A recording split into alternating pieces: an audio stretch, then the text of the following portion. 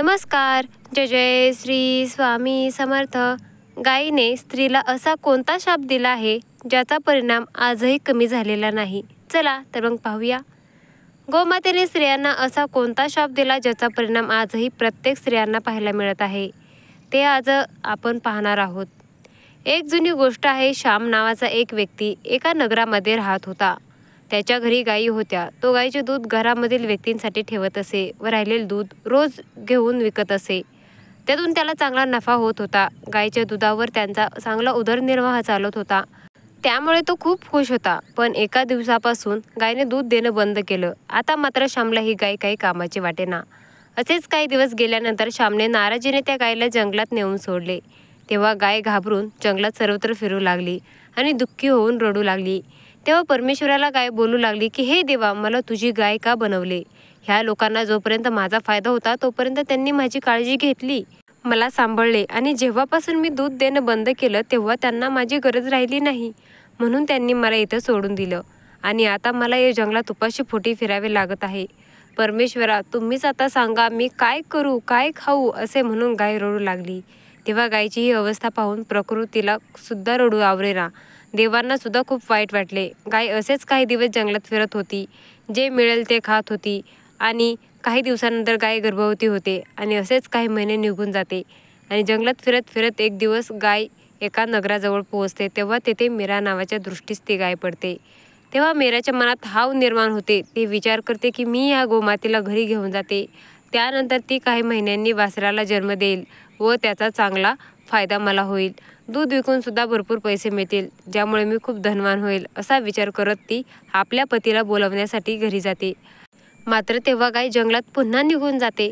असेच काही महिने निघून जातात. आता गायीला वासराला जन्म देण्याची वेळ जवळ येते आणि एक दिवस गायीने तिच्या वासराला जन्म दिला. तेव्हा काही वेळाने मीरा जंगलात गवत आणण्यासाठी जाते. तेव्हा गोमाता तिला दिसते. तेव्हा गोमाता मीराला बोलते की माझी थोडी मदत करशील का?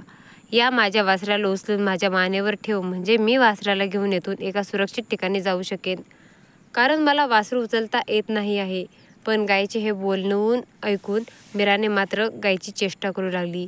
तिच्यावर हसू लागली आणि बोलू लागली की हे तुझे वासरू किती घाण झालेले आहे, मी त्याला कसे उचलू आणि तुझी मदत तरी का करू?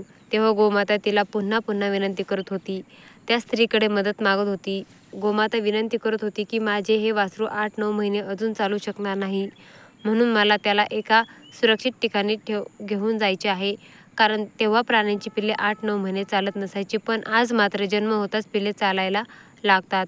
पण त्या स्त्रीने गोमातेचे काहीच ऐकले नाही, तिची मदत केली नाही. तेव्हा गोमातेने त्या स्त्रीला, म्हणजेच समस्त स्त्री जातीलाच असा श्राप दिला की तुला 2 हात असून तू माझी मदत नक्कीच करू शकतेस, पण तुला मात्र माझी मदत करायची नाही. म्हणून मी तुला असा शाप देते की मनुष्याची मुले आता जन्म होताच चालू शकतात, पण आता यापुढे स्त्रियांच्या मुलांनी चालायला 8-9 महिने जातील, ते लगेच जन्मल्यानंतर चालू शकणार नाही, आणि प्राण्यांची पिल्ले मात्र जन्मल्यानंतर लगेच चालू शकतील. असा शाप गोमातेने संपूर्ण मानवजातीला दिला.